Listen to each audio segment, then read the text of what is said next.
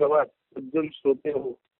दर्शन साक्षात्कार तत्वज्ञान पाठ ग्रंथ आत्मोपनिषद पान 240 23 क्रमांकाची रचना अर्थात हा एक इंग्रजी भाषेतील परिच्छेद आहे जो साक्षात्कार रूपे अर्थातच मेघवृष्टीमध्ये 289 पानावर आलेला आहे.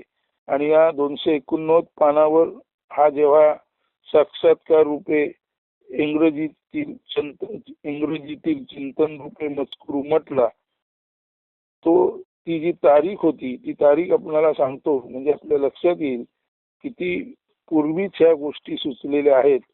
तर पान 289 मेघवृष्टीवर जर आपण पाहिलं तर आपल्या लक्षात येईल की फ्रेंडलेस फ्रेंड हे जे चिंतन आहे ते 30/12/2006 म्हणजे जवळजवळ 20 वर्षापूर्वी सुचलेलं आहे.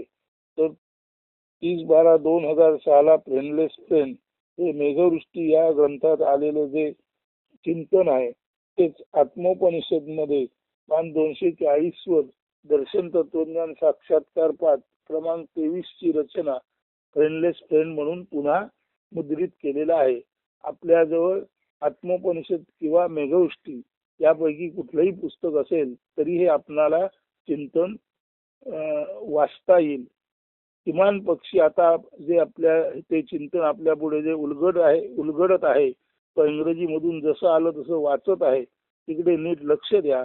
आपल्याला आत्मोपनिषद मध्ये 240 पानावर निश्चित मिळेल आणि मेघवृष्टीमध्ये 289 पानावर ते चिंतन आहे.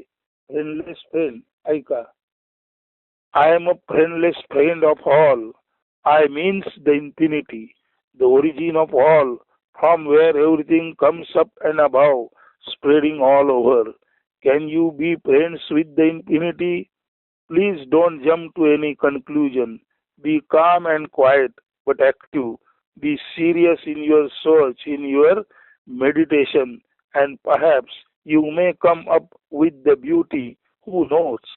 You can get your beloved, your one and only single friend, that is the infinity.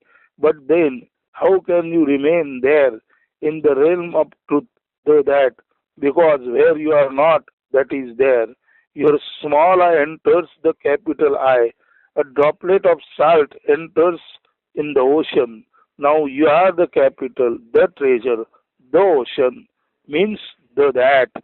You lose your petty little identity in this exchange. Would you like to be vanished, disappeared? If you like this exchange, then you are the ground. If you don't, still no need to worry about. The infinity blooms eternally singular, though friendless, still be friends with all. अस्तु. धन्यवाद. सुदिन सुप्रभात.